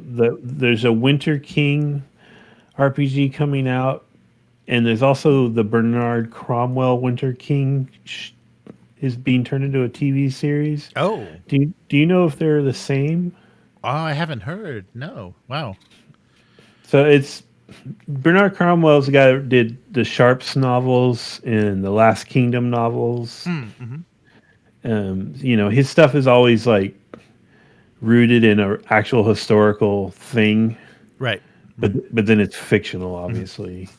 And so the Winter King is an Arthurian story, but it's the most credible version, where it's Arthur is a Romanized Britain after the British have left, and the Saxons are starting to settle in England. Well, there's also an RPG called with the same name that's about to hit Kickstarter. Oh wow! And I'm wondering if the RPG is related to the show that they're going to make out of his books, because that'd be kind of cool. Yeah, that would be really interesting if they. Because just like I was complaining last time about how with Pendragon, that kind of Arthurian stuff never makes any sense technologically or historically. Well, Bernard Cromwell stuff it kind of does because it's actually set in like the 7th century. Ah. Oh, that's But cool. Yeah. yeah. Oh, interesting. Yeah, I knew that. Come on, I saw that update that Come On is doing a Mordred board game, Hmm. like kind of Arthurian set. So that's one of their, like, they've been doing so many licensed IPs for so long. It's nice to see them do something original, get some more Adrian Smith art out there, and all that good stuff. But yeah, interesting. The Winter King. I'll have to pay attention and I see wonder what if we're they going to do. be going through like a big Arthurian phase now. Yeah, maybe. Yeah, Pendragon kicked it all off. Yeah, You right. know, we're going to get Arthurian burnout. Yeah, we don't have to pay licensing fees, so let's do it. Yeah, there's no estate of King Arthur to to worry about paying, right? Right. Yeah, that's funny. Yeah, interesting. Yeah, I wonder. I wonder what's causing all of this. Yeah, maybe people are just. Well, Conan's got a licensor, and Cthulhu's got a licensor. So let's. What else is there? Yeah. Yeah, interesting. Can't do any worse with Arthur than what's his name? Oh, that's right. Yeah, Was it Guy Ritchie? Guy Ritchie. Yeah, Right? Madonna's Yeah. sax. Yeah, that Oof. was wacky. That was some wacky King Oof. Arthur. Yeah. That made me yearn for the shiny knights and Excalibur and Right, right. all the ridiculous ADR that they did in that movie. Yeah, yeah, definitely. Yeah, that was really, really not good. Yeah, yeah, interesting. Yeah, I'll have to take a look. That might be another. I don't understand why there's this, like, everyone wants the next Game of Thrones. I mean, Game of Thrones was such a colossal failure. Like their last two seasons, I think their viewership just went to nothing. Or just like got really, really sour and disappointed. So, they brought in. I guess that it was they. Everyone wants that crossover hit, so they want a Game of Thrones.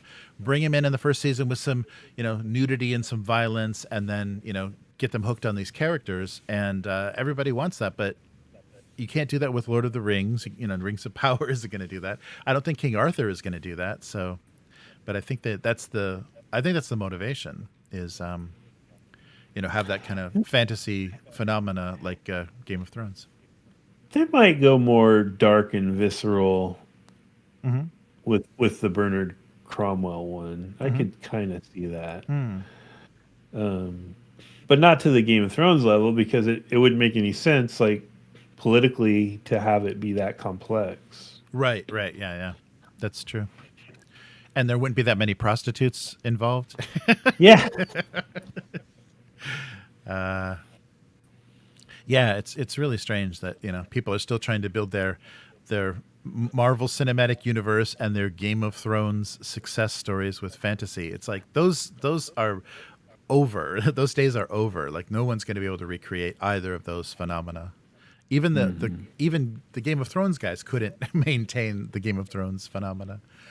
No, that's Yeah. why I'm so worried about them doing 3 body problems. Not even funny. I know. Yeah, it seems really strange. Well, at least it's better than their weird Civil War thing that they were going to do, where slavery was never abolished in America. That weird that weird idea they had.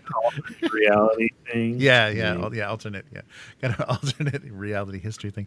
I'm so glad that didn't go into production. Oh, Abyss says he's looking forward to our next Vastin session. Oh, Thanks, nice. Abyss. Oh, excellent. He's gonna kill us. You see, you watch. Yes, there's going to be the Night Sow is going to feed on some entrails, some PC entrails. Yeah. So yeah, what are we playing next? So Matt, you'll need more time still for the next Knave? You still getting stuff ready? No, I think Might by be. if this is our last Vastin session, I should have Knave ready by the following week. Oh, okay. Cool. Yes. So we'll be streaming. Yeah. So we've already made the characters. Yeah. So that's all. Yeah, that's all recorded. It wasn't live streamed, so it's all recorded. Yeah, I've got to come up with a quick and dirty process to kind of edit some actual play stuff instead of being so precious about it, trying to make it perfect. So But it looks so good. I know. Yeah, it's really it's hard. It's hard to to pull back from Yeah, it's that. a lot of work. I Yeah. understand. And it's not like anyone's paying you to do it. So Right. Yeah, it's but the thing about those is once it's out there, it's kind of out there forever. I like that part of it. Like our Blade Runner actual play will exist as this story that we told forever. I think that's really fun. Yeah. yeah. Yeah, so it's worth it. Yeah. At least with Nave, like if we do it live, it's kind of episodical, so it'll be pretty easy for people to figure out what's going on right away. Right. Yeah, that'll be good. That's right. Yeah. That's cool. Yeah, I've been thinking about that too. I definitely want to do more character art, and a lot of the stuff that you introduced. I want to draw like some of the NPCs that we had on the last Nave adventure. I want to, I want to see them. Like I want to like the blind wizard and things. I want to like flesh them out. That would be really the hucksters. fun. Yeah. Yes. That's, if I run it on Alchemy, are you able to? Will it be hard for you to live stream it, or it'll be okay? Oh, it should be fine. Yeah, because it'll work the same way as Foundry. Is I can just capture that window, and then we'll output our Discord audio, and then that window. So the only problem is it'll be my window. So it'll be a player view instead of a GM view. That's going to be the only problem. So I had it on my tablet when we were playing last time, just to make sure it was okay and see if there were any comments or anything. And then I looked up and was like, oh, that's like Jeremy stuff. I need to look away. Right. Yeah, that's right. I was like, reading, popping up and reading stuff. Yeah, that's right. Yeah. So that's the only problem is, whatever window I'm capturing is, either the one I'm running the game with or working, seeing as a player. So if there's, if you're showing the players different things, then it's going to only be the one side of it. But it's basically just like, when people run their little game footage, they're talking, they're doing some, video essay or something. They're just running their game footage of their, Call of Duty game capture or whatever. It's not really going to illustrate all that well. We don't have to, use that as, the visual content is not going to be key in that. We're just recording audio. Yeah. So it should work. Miguel said Witcher is going to need a lot of nudity to survive to next season. Yeah, they don't have any. I don't think there's anybody in that show anybody wants to see naked. So that's gonna be that'll be a problem, won't it? So we canceled our Netflix, right? Uh-huh. And it lasted like all of a week and a half, and then my son, who uses our Netflix in his apartment, he called and whined, and suddenly we have Netflix back. And yeah. I've heard such bad things about the new Witcher that I haven't even bothered to watch it now that I have Netflix back. Yeah, I watched like 10 minutes of the first episode. I'm like, Geralt is a minor character. He's like a background character to this like girl power love story. So I don't know. It's terrible. Yeah, they're really doing terrible things with that setting and everything. They could do much better. But you do have to get Hulu at least for July because Justified is back. They're going to do that sequel season of Justified. Oh, I'm on it. Yeah. I got Hulu anyways. I'm watching me some Justified. Yeah. I can't wait. I can't wait to see a gray Rayland in Detroit. Yeah, that'll be great because it looks like they're bringing back some of the same character. There'll be some appearances of the same characters. So it'll be cool. Awesome. Cool to see. Yeah, good stuff. Oh, what does Unknown Girl say? Oh yeah. They're not letting people share accounts in Australia. Yeah, with different IPs. Have they done that in the US?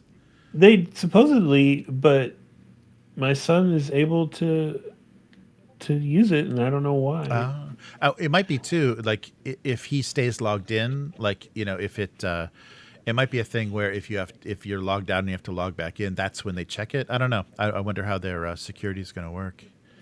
Oh, that sucks. Yeah, that doesn't sound fun. And what was the there was some headline I saw about that it had an unexpected effect, like doing the account thing. Oh, I think it just so for like, divorced parents and stuff, it brought up a lot of like issues that people weren't expecting to have to deal with because they were all happily sharing a Netflix account and maybe didn't even know who was paying for that, like originally who was even paying the account.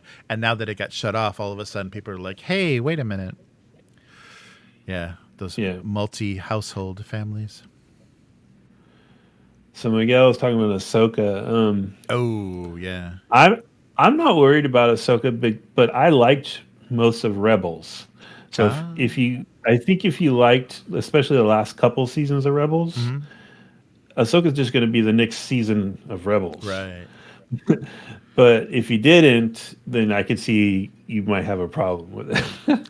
Yeah, I wonder how the actors playing that crew from Rebels is gonna work. I wonder if that's gonna go okay. It looks like weird cosplay, like the trailers and stuff. It looks just weird, and seeing recognizable actors playing these weird cartoon characters. Yeah, I don't know. It's interesting. Yeah, I think Sabine looks good. What's her name? The green lady. I forgot her name right now, but she doesn't look as on the nose as I would hope for. But they showed what's his name, the big proto Wookiee guy. In an episode of Mandalorian. Oh, that's right. That's right. Yeah, he had a cameo, and he looked great. I thought he looked really good. No, that's true. Thrawn. I know it's the actor that voiced him in the cartoon, but he looks. To me, every time I look at him, it looks like Elon Musk painted blue. And it's so off-putting to me. And I'm just like, Miguel says, yeah, he seems a bit too thin. Oh, that's so funny. Blue Elon.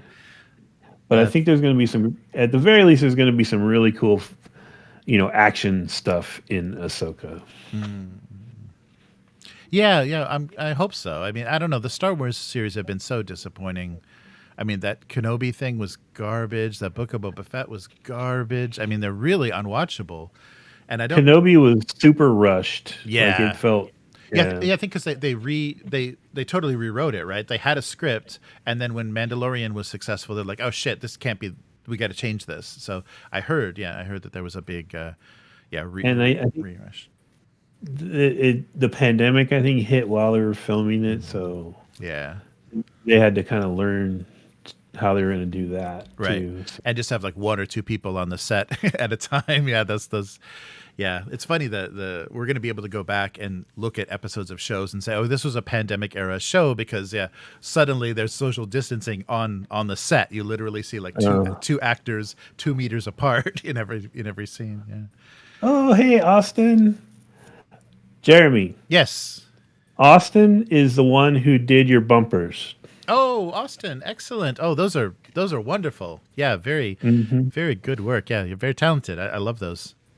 Excellent. He's talking about Andor, and yes, Andor is fantastic. Yes, yeah, and I can't believe I'm glad it's getting a second season, but and I guess it can't go on forever. But yeah, Andor is really good. It like restored my faith in like what you could do in Star Wars. Because there were no lightsabers. That worked well. Have you seen the lightsabers in the Rebel Moon trailer? Just a still. Yeah, I haven't seen them actually moving around. So it looks like they're just red hot blades. Oh wow. Which is kind of cool. Yeah, literally just like, burning, like energy imbued blades, like power swords. Yeah, more like power swords. Yeah. Cool. Yeah, I'm really curious to see how Rebel Moon is going to go, and if it's going to like, fill that gap or fill that void, I guess, that Disney Star Wars has left in people's kind of space opera needs. Yeah, interesting. Well, cool, Austin. Yeah, good to see you in the chat. Oh, an unknown girl. Yeah, back to the Netflix was saying you have to claim a main account holder, and then it logs everyone else out. So one person gets to claim the IP for the account, and then everyone else is jettisoned. So, but then how does it determine if you have multiple devices? You know what I mean? Yeah, I wonder at what point. Yeah, it like Is it like geolocated somehow? How are they doing that? well, IP addresses are basically geolocations, practically. So it will, it'll probably, if there's any variation, because you probably the account then is probably matched directly to whatever the IP of that main account, wherever that television or device was. But then, yeah, multiple devices though. But what Yeah. if I go on vacation with my phone Oh, and watch? You know what I mean? you have to get a pass. I think I read something about this. Yeah, you have to like literally apply for like a 7-day pass or some stupid thing that will the main account holder can say I'm going to be traveling, and you get a special pass from Netflix to then log that in. is so tedious and dumb. Yes, it is. That's Oh going my to make gosh. people not want to mess with you at all. Yeah, it doesn't seem like a great approach. So get your travel pass now. Yes, they'll want to see your papers too. We'll want to check your identity before you leave. Yeah, it's an odd approach. Oh, Unknown Girl says it works for phones. Okay. Oh, that's cool. Nice. Yeah, Unknown Girl, haven't seen you for a while, and sorry I missed the cartoon stream this week. Yeah, it was, summer something was happening yesterday, so I wasn't able to stream. Yeah, it was a miserable day. Yeah, I wonder what they're going to see as far as people canceling from not dealing with that, because it's kind of like that piracy thing. Oh my God, you're bad. It's kind of like that piracy thing. It's like people that were getting Netflix for free probably aren't going to convert as customers. Like you probably get 10% of the people that were actually like watching it on somebody else's account getting their own account. There has to be something huge. Like they really needed to time this with a huge release, like something that was going to come out that everybody was anticipating, and then hit you with the no sharing accounts. Because if there's not anything to bring you back, it's like why would you possibly would just be like, okay, now Netflix is not a thing anymore. I was getting it for free and now I'm not. That's all it is. Yeah. Crazy. But I think it's that same sort of thinking that they assume everyone sharing was going to then convert into paying customers. Yeah, I don't know. No. It's very, very serious, especially because I don't remember the process, but there are people that are just not going to be able to join. If they don't have a credit card or bank account or whatever that they need to link to it, they're just going to be like, that's not going to happen. So, yeah. That's weird. Yeah, if anything, this is just going to be a huge boom in piracy again. Right. Yeah. And if they were smart, though, they should have blocked the IP and said you can't share this account, and given you like a free month or something. Like had you say, but we'll give you whatever, some free time, and just we need a credit card, of course, to confirm this, but we'll give you a free trial to tide you over. That may have been a little more successful. But who knows? But yeah, you can do with VPNs and IP routers and stuff. You can spoof IP addresses. So I guess if you have the IP address of the main account, you could technically, anywhere in the world spoof that IP. Yeah. So who knows? Who knows if they can detect that or not? Yeah, that's right. Yeah, I can't wait to see all the technical nonsense that's going to go on with that new D&D, virtual tabletop platform, like all the mistakes they're going to make and the weird ways they're going to want to charge people, and then people will be very vocal about it. So that'll be a lot of good content then for. So I forgot her name again. Oh. The Irish YouTuber. Yeah. It's terrible. I forgot her name again. Anyway. Yes. She was talking about it on her show the other day, and she pointed out that when they were originally asked about if there would be a fee, like a monthly subscription fee, their answer was very cagey, because it was reports of there being a $35 a month fee are not correct. Right. They didn't say there wasn't going to be a fee. Right. It's Yeah. $34.99. Yeah, and you can imagine there's going to be like a player tier and then a DM tier. Dungeon masters are going to pay through the nose because they always have. They're used to it. They buy all the books. So yeah, I bet that's going to be a fun thing. Yeah, I don't know, and I don't think they know because it's all Microsoft people, and I don't think Microsoft is particularly like the way they bill for Microsoft Office or whatever. It's terrible. It's really really bad the way they try to monetize stuff. So I don't think this is going to go over very well, especially if people feel they're being treated like software customers. Yeah, it's going to be really really strange. I think their one saving grace will be if they can charge one person, the game master or a person, Mm-hmm. a membership fee and allow them to invite players to the Yeah, table right. who don't have to pay the fee. Yeah, If yeah. everyone's paying a fee, I think it's going to kill it. Yeah, yeah. I think it'll be very small. Yeah, it'll limit the number. Is that what Roll20? Because I know you can play Roll20 for free, and it just limits like the storage and things that you have. If someone is paying, if your GM is paying on Roll20, does that give you any benefit? I guess. Yeah, I don't know. Yeah, I haven't used the big platforms enough. I mean, I know that Roll20, you could definitely have one person subscribe and the other people not. Mm-hmm. That's definitely a thing you can do. Mm-hmm. Whether that limits your access to certain assets, I don't know. Okay.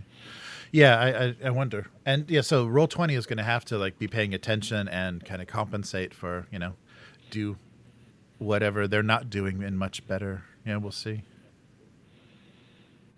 Yeah, so Miguel's saying, yeah, Wizards marketed Beyond, D&D Beyond, as a way for everybody to access the game materials at the same time. Yeah, and so it'll be funny that, and if everyone needs to subscribe, they're gonna have to keep that price point pretty low, because how much it really is, if it's the same price as Netflix or the same price as like some other monthly thing, you're gonna be then comparing the utility of it, like how much entertainment and benefit do you actually get out of it. We play twice a month and I pay $15, really? Yeah, that'll be interesting. I also don't. The idea that it's just going to be this living game that they mess with and nerf along the way instead of new additions. Oh man, I don't.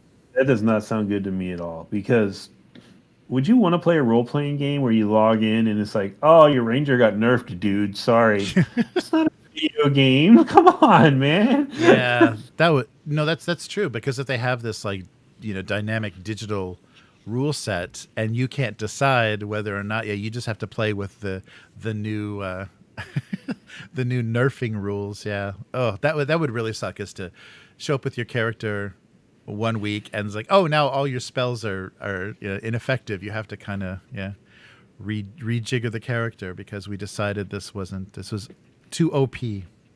Mm-hmm. Yeah, that's gonna be weird.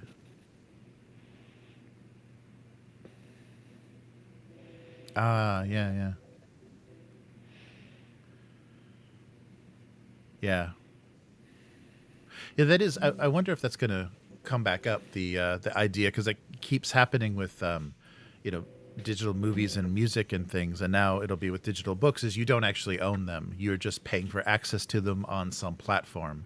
So they can't call it buying anymore. They can't say you're not purchasing anything. You're just getting access.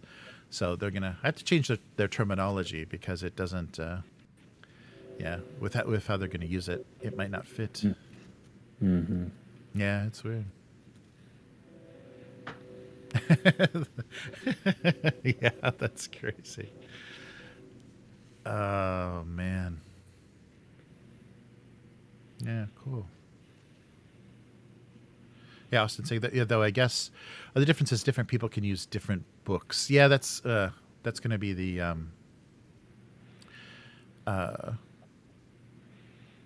yeah, we're talking about physical books versus the digital system. It would just be nice. I don't know. I mean, to keep people subscribing, and I think they've already kind of mentioned this, that they're going to have subscriber exclusive content. Like they'll release things that are only available to paying players. So Yeah. that'll be the way to keep people subscribing if they're worried about missing out on something. But that content might totally disrupt the game. It might be very disruptive to the whole, to the rule system and everything. So I don't know. It's going to be strange. I don't think they're going to handle it well because this hasn't really been done before. And if it makes everything feel like an MMO or just a PC RPG, then who knows? Yeah, FOMO too. Yes. Yes, they're going to try to do that as well. I'm not paying for it, so my half ogre is unplayable. Yeah. You have like a caste system in your play group. Like right. the cheap people have the shitty classes, and everyone else has got the shiny amazeball classes. Yeah. Yeah. Well, they'll definitely do that for like bells and whistles on their like digital miniatures and stuff. Yeah, that's what they'll probably drop it on, is like cosmetics. Like if you're paying, their fireball spell is super cool, and if you're not paying, it's just like a little split. It's just like It'll just be some shitty text. Fireball. Right. Yes. Yeah, they're not going to do this right, but hopefully they can, release it, and then they'll pay attention to what's not working and adjust. But who knows? Who knows if that's possible? Because it doesn't sound like they've got a huge team working on it, anyhow. So I don't know.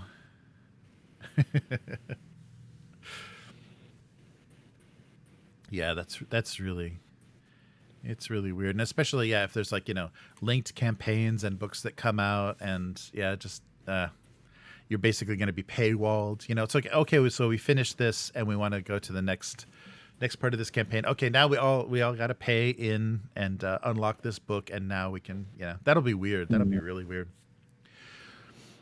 if everyone is involved in paywalled content. I don't know. They'll roll out like a phone app that turns your character into like a Tamagotchi pet, right. Yeah. So when you're not playing, start getting notifications. Make sure to feed your adventurer. Oh man, that's right. Your stronghold is under siege. Would you like to pay 99 cents to defend it? Yeah. Watch this advertisement, and you'll get 100 experience points. Oh, that's right. Yeah, that'll be the perfect implementation. Out of arrows? Watch this ad. Yeah. Oh, man. Hopefully, though, it's just going to, make people realize what you really enjoy about role-playing is being at a table, and there's paper and pencils and physical dice, and that's what's fun about this. Hopefully, that's what this brings about when people get frustrated with this is Dungeons and Dragons. Yeah, you can still do it the old-fashioned way. And it's because they're doing the thing where if you order directly from them, you have to buy into the digital file, but they're still going to send out product to brick and mortar and presumably Amazon and on those kind of places. I feel like at some point it's going to lead to some weird awkwardness where they're going to have to decide, okay, are we going to cut off all these people, who are getting the books, or are we going to create two different types of D&D players, Right. Yeah, that's true. Yeah, create two audiences basically. You're only buying if you're only buying the books, well, yeah. Yeah, or just have that annoying like, okay, you pay the additional $10 to unlock it here. Or no, it won't be 10. If you didn't buy it as a bundle, it'll be more expensive. So yeah, pay $20 for the yeah. I don't know. Well, we'll see. Well, cool. Well, Matt, thank you so much for helping me with this week's live stream. fun as always. And so anyone that's listening, tune in tomorrow. So about this time, we'll be finishing about this time tomorrow, the next session of Vaesen. So we'll finish the Night Sow mystery. A bloody climax, a bloody apocalyptic climax, battling an evil sow. A demon pig that rips you in half and eats your entrails? Yes. Yeah. Yes. There's probably not a saving throw for that, so we'll see. I'm sure my 64-year-old butler is ready for that. In the freezing cold, and it's like December in Scandinavia, so it's got to be a good time. All right. Well, great. So, thanks everyone for joining us. And anyone that's listening for the first time or watching the stream, the audio for this is available then on the Patreon RSS, and this will be archived on YouTube and Twitch. And tune in next week for our 200th episode. I have no idea what that's going to be, but if you have any suggestions, let us know in the comments what we should do for 200 episodes. Yes, we'll have to brainstorm and check Chris's availability and find out. Maybe we'll have to do a pre-recorded thing when we're definitely free. But there will be a live stream. It just we don't know what that will be yet. But so fun and prizes. Who knows? Some kind of celebration. Because you can have Chris record one of those videos like when they can't make it to the Oscars to accept their award. Right, yeah. You could have him sitting at his desk. Oh, hey there. 200 episodes. Wow, seems like yesterday. Yeah, I'll write the script out for her right now. Yes. All right. Well, thanks again, Matt, and I will see you soon. I'll see you in less than 24 hours. Bye-bye. Back on Discord. All right. Yep. So see everybody next week. Thanks for watching. Goodbye.